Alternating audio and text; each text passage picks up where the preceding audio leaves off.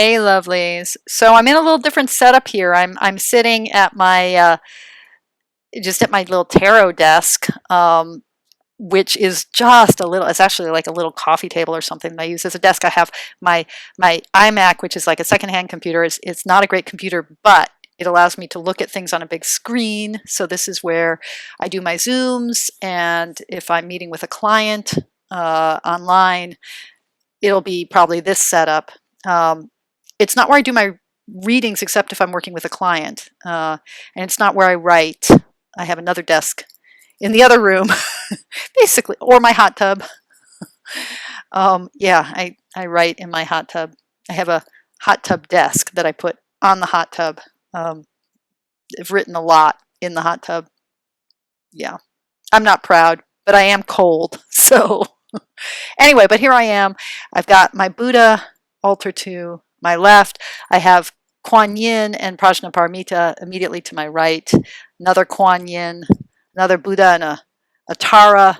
And then behind me, that Tansu has inside and then on top in those little baskets, my tarot cards. And then I have those guys, my skin horse and my velveteen rabbit. That were a gift from a therapist who really saved my life in my 20s, who was an amazing, amazing practitioner and just a beautiful human being. And when I got married, which really marked, in many ways, my coming into fully into the sun, into the sunshine.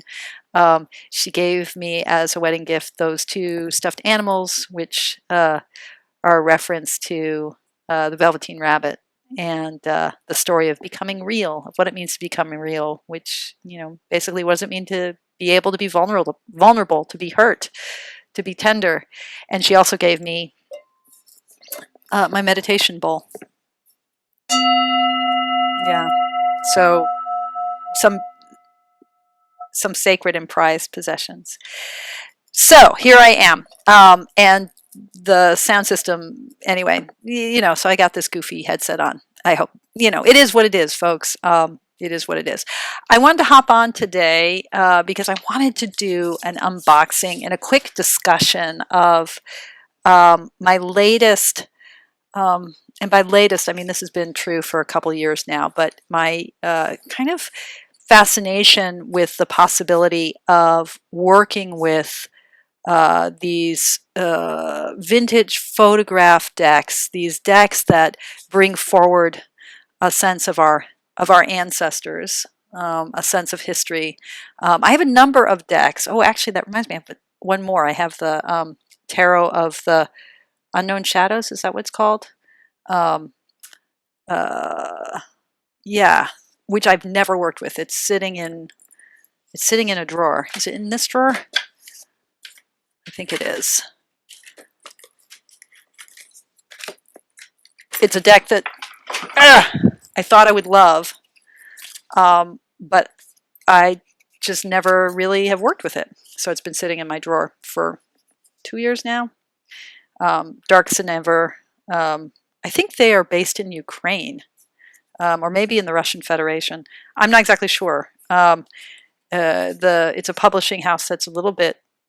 If anyone knows, it's a little bit confusing to me where they are, who they are. They've done a number of really interesting and amazing decks, including probably my favorite of theirs, which is the Savern Forest, which is a deck that I worked with quite a lot when I first got it. And probably after this Drop 'em 78 challenge, I will dig that deck out again because there's a lot in that deck that's pretty powerful. But anyway, the Tarot of Unknown Shadows is one of these decks that kind of taps into this interest I have, and I think a lot of people have, for working with kind of ancestral imagery, these old photographs and that sense of the uncanny and the historical and the depth that comes from looking into the eyes of people who looked into a camera, a century or more ago.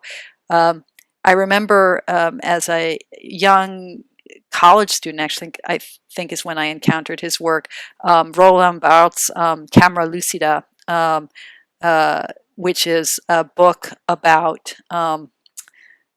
photography.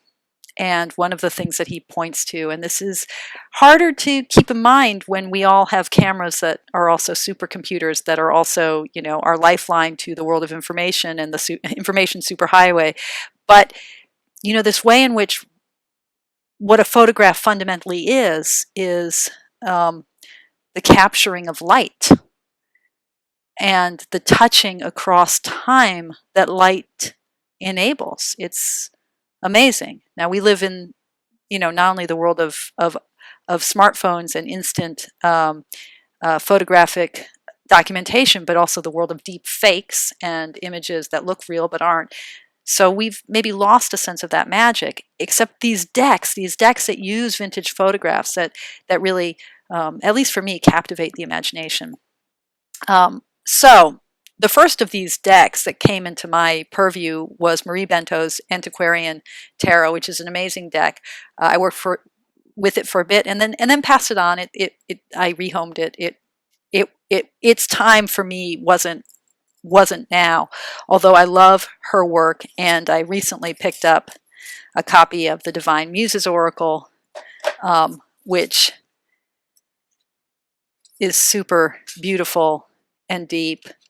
And I picked it up at Newt's and basically went straight into the Drop 'em 78 challenge. So I haven't really had an opportunity to plunge deeply into it. But, you know, Marie Bento, I think, was really one of the first artist creators who started plumbing the depths of what these vintage photographs could do for tarot. I don't think she was the first person to come up with this idea by any stretch of the imagination, but it was through her work that I first became aware of the power of these archival images. And particularly, although I am a huge fan of Shannon Loftus's Augenblick Tarot, which uses archival images of place, it's particularly when we're looking at face. When we're looking at through the eyes of tarot, when we're looking into the eyes of someone long gone. So I was obsessed with finding an indie copy of Carrie Paris's Relative Tarot. The mass market is fabulous, but I really wanted this incredible chocolate brown, that chocolate brown edging. And I got one finally. I missed it when it was, you know, I just wasn't clued in when it was available as an indie deck. But now I have this one in my hands. And what I love, first of all, I think she does an amazing job with collage, but I just also love the way she's worked with the palette and the theatricality of her images, the depth of, love this Page of Cups. Whoops. And she gives us a choice for many of the cards. But the way she's worked with the palette, I mean, it's a beautiful deck. And then, you know, today in the Drop 'em 78 challenge is actually the Ace of Cups. So here we go. You know, that she's been so brilliant with the integration of the Waite Smith imagery right into her photographs. And it works. I mean, it works. And look at that. Is that Sitting Bull?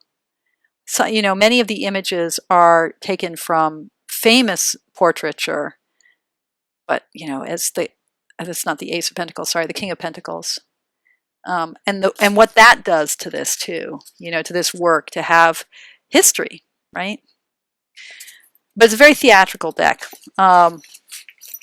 The Tarot of Unknown Shadows, one of the reasons I haven't really worked with it is just because I wasn't so fond. It's gilded, but the gilding is kind of messy, and I don't know. I mean, it's actually, as I take it out, of course, you know, this always happens when you bring out a deck that you haven't really worked with.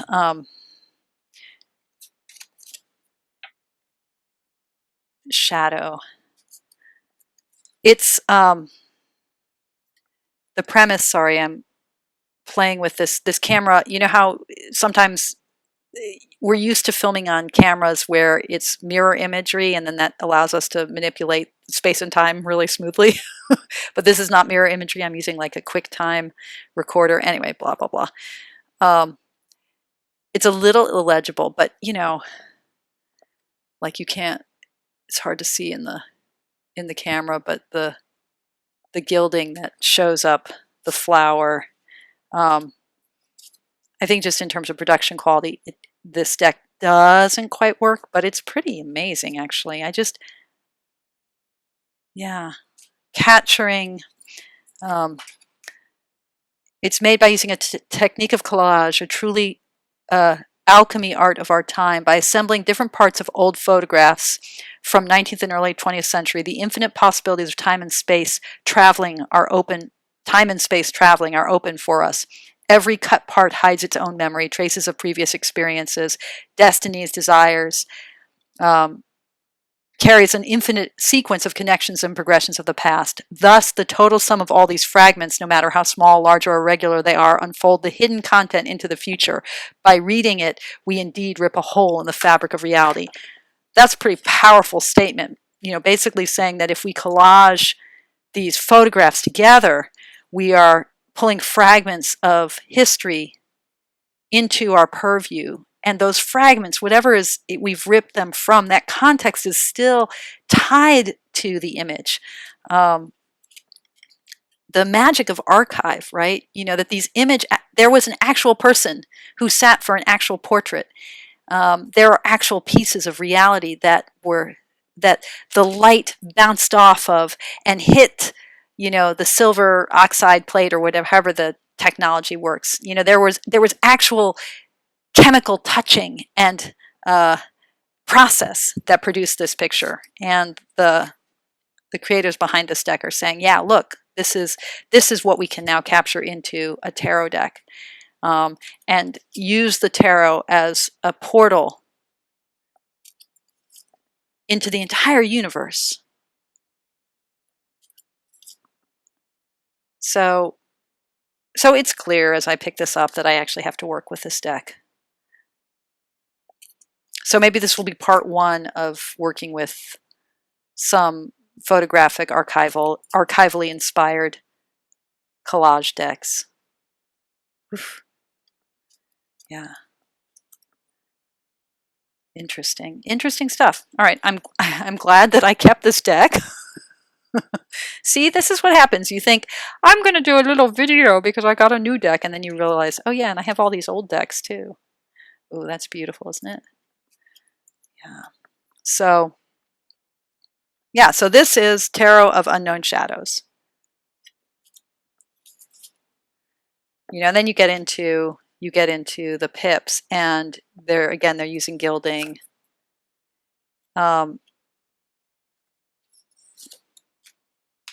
I think it's not quite as thoughtful as it probably needs to be. Like, why is that the 9 of coins exactly? Let's just see if the guidebook tells us anything. One of the things that is always lovely as a possibility with these kinds of decks is that the guidebook could tell us where the pictures are from. That's one of the things that in the Augenblick Tarot Shannon Loftus does, and I love it. So that was the 9 of Pentacles. Yeah, no, it doesn't. It just gives us readings of the cards in the guidebook. It doesn't tell us where the images are taken from. Prosperity. In this card, we see 3 women who are selling flowers next to the city wall. You can tell by their clothes that their work brings them a stable income. They are safe and have all the essentials. A man on the right protects their peace and quiet. So that's the explanation of this card, which kind of tries to describe it. But, you know, for a deck that wants to give us a portal into time and space, it would be wonderful if it told us what the origins of the cards are. That's also something that Marie Bento does a good job with in her antiquarian decks, telling us where these card images come from. Okay, so that's Tarot of the Unknown Shadows. Um, a deck that I picked up a while ago, actually, because someone in on, the Mindful Tarot community and elsewhere, Danielle, terrible enabler that she is, posted from it. And this is the Nosotras Tarot, which is a Brazilian deck by Elisa Riemer. Oops. And it's a deck that uses archival imagery and really does try to echo the Waite-Smith images, but these are all females. And so it collages here's a ballerina collaged into the Seven of Swords. It collages these archival images in such a way to give us access. Nosotras, right? The Portuguese or Spanish word for we, that's feminine, the feminine we. It's our tarot, us women, inviting us to touch into in a way that deals with indigeneity, because it's Brazilian, it's dealing with colonialism. These images are sort of small, and I don't think you can see the detail very, very well in my filming. But, look at that.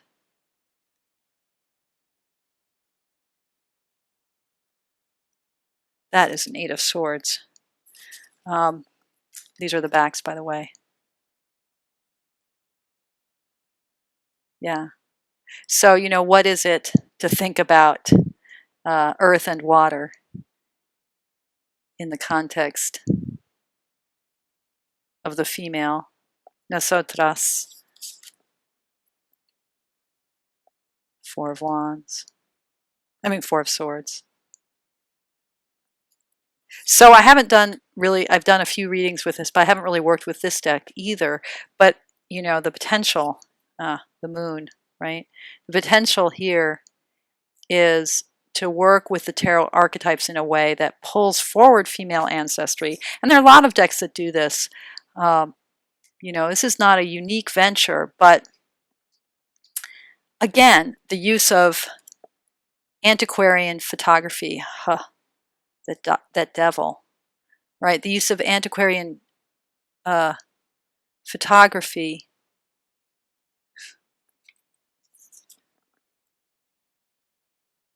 does something different.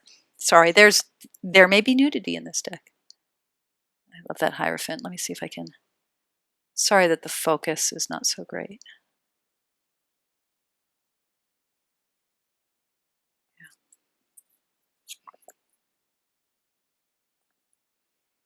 Yeah, I love this Judgment card. Three of Swords.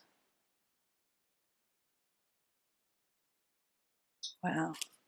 Is that like kind of Joan of Arc? The Princess of Discs.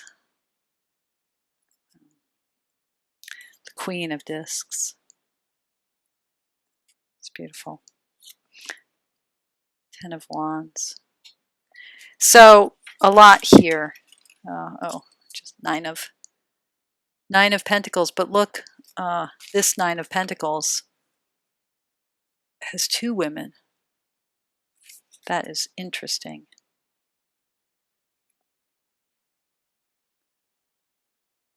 Okay. But this is the thing I wanted to share today, because I have now received a deck that I have also been kind of obsessed with a little bit of late, the Carte Postale Tarot, and I resisted buying it because it was spendy. Ooh. It's so beautifully presented, right? With the seal and this beautiful twine. Oh, okay, I've got it. I got it.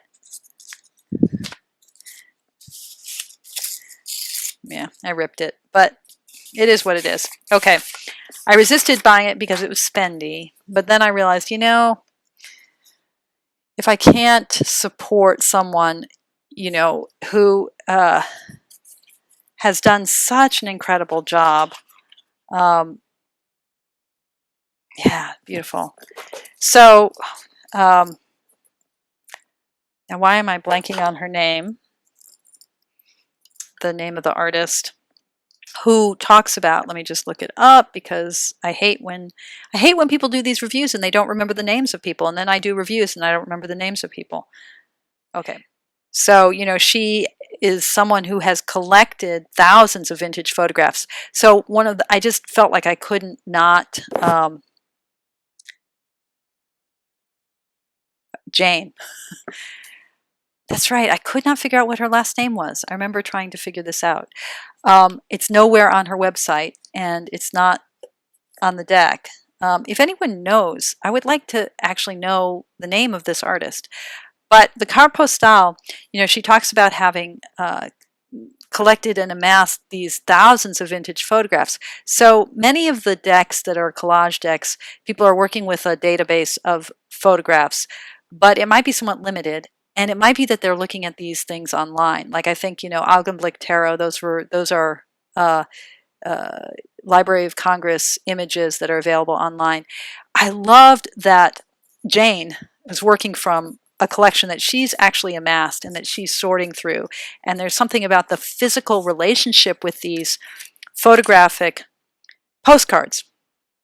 And that, yeah, and even what that trend in postcards was, where I know this from my husband because he's an antiquarian book dealer and a book finder and a book detective, and he does appraisals and he looks at ephemera, you know, at paper material that's not bound, like postcards. And you know, the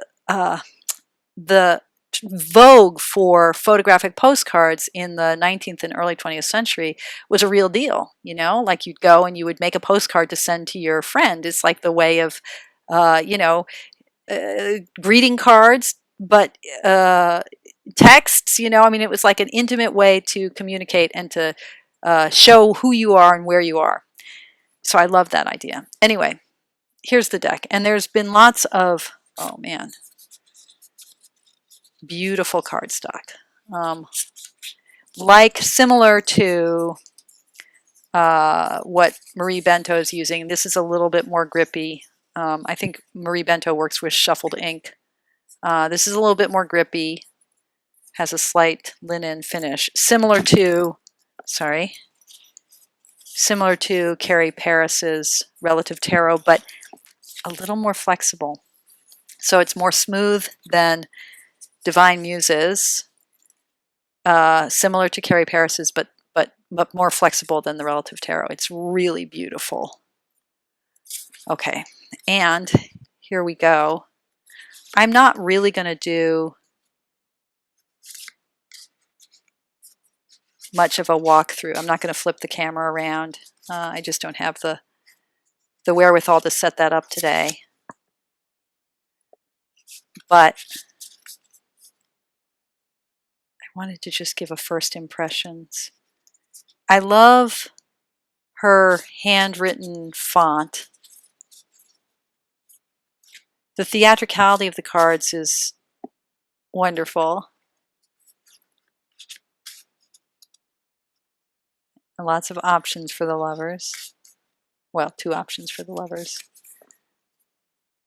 Other people have commented on, and this also almost got me not to get this deck, they've commented on the ways in which she sometimes has these symbols on her cards and sometimes not, and how it seems a little bit, that's wonderful, how it seems a little bit random.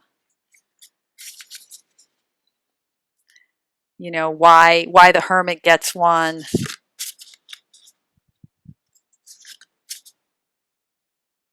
What she uses, why she uses it. Justice has is that a flaming torch? Yeah. The hanging one. Why you have a, you know, this idea, I guess, of clock being suspended. Huh. The clock face with a scythe in it. You know, does she really need those symbols? Probably not.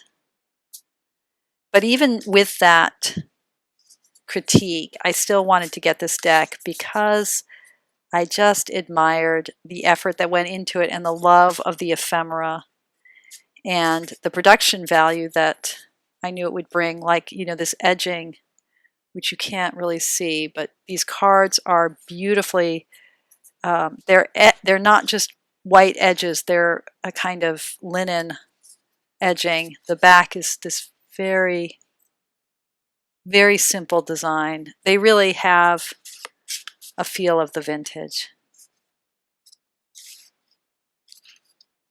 They feel like an archival product. But now the imagery, does the imagery do something for me? Will I be able to read with this deck?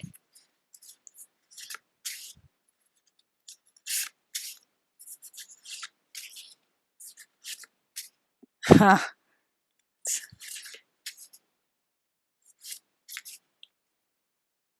Oh, wow.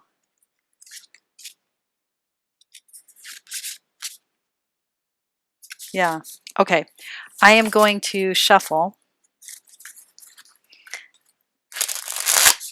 Oh, it shuffles really nice because they're flexible. They're more flexible than you would expect for this kind of beautiful mat. Oh, and what just fell out was a Queen of Wands. I think more than any of these vintagey archival imagery decks that I've ever seen, this one feels like I'm playing with vintage photographs. It feels, it has the images, even when they're manipulated, and I have to read back to see how much she's manipulated the actual images, if she's collaged the actual images. But even if they are manipulated, they feel like, it feels like you have 78 postcards in your hand. It feels like that level of personality. It doesn't just feel like we've dipped into the archive to pick images to round out a tarot deck, or that we've collaged from the archive to create a tarot deck.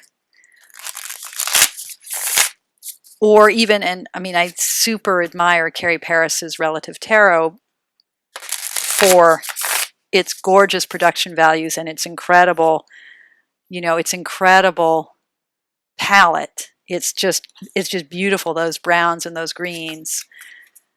But that turns the archival images into something else. And this deck really feels like, it feels like I have 78 postcards. And so I'm carrying the personality of those postcards. So let's see what that does for a reading. I'm just going to shuffle a little bit more.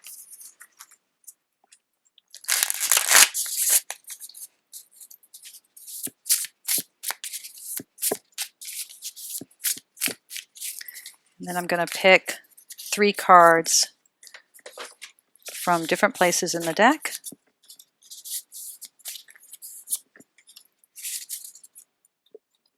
And see what I get.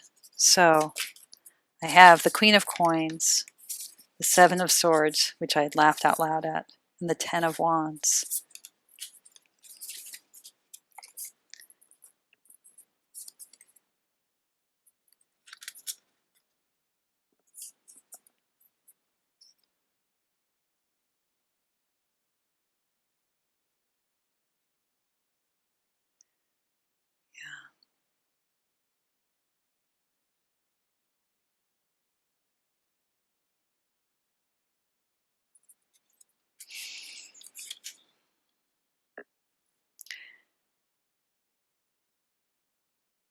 So, you know, immediately it pulls me into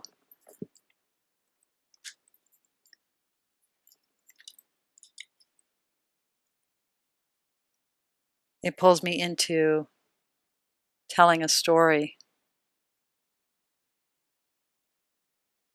I feel like I'm in I feel like I'm in a scene here. And it's telling me about exhaustion and restraint and recovery. There's an encouragement. It's really hard to take this guy seriously. There's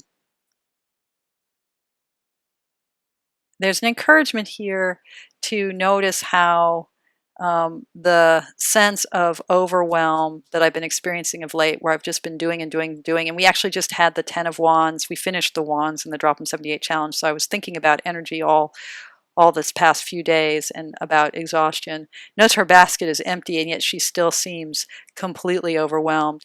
So I think this sense of, noticing how I've been hardened by the burdens, a willingness to leave some stuff behind.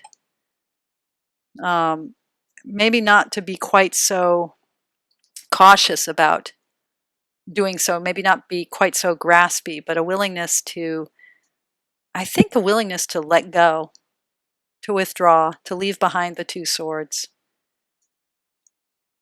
And then, I read her expression. Look how expressive these are people in actual scenes.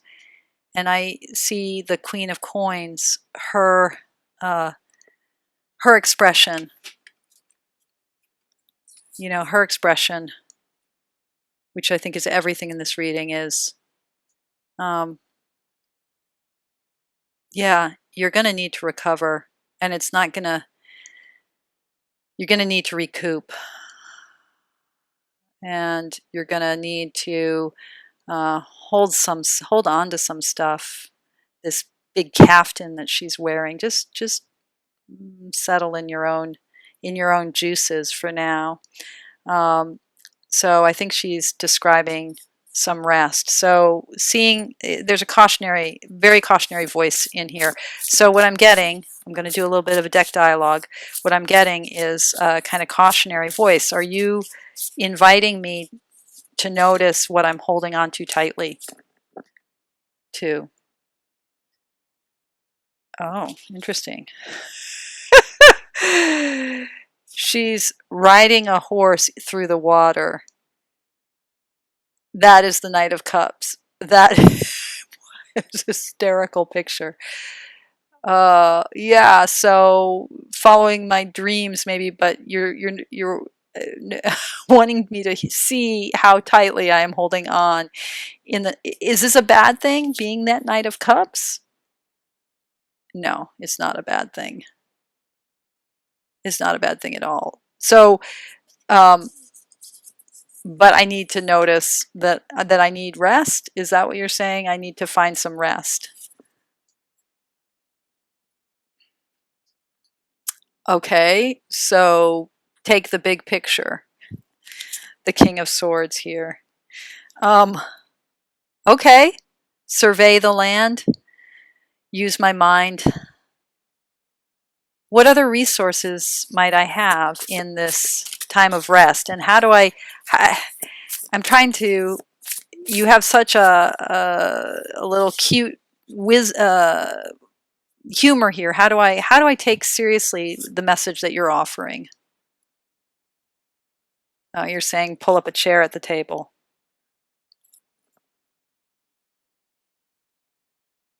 You're inviting me into this world, aren't you? Carte Postale. All right, I'm going to take you up on that. Are we going to play?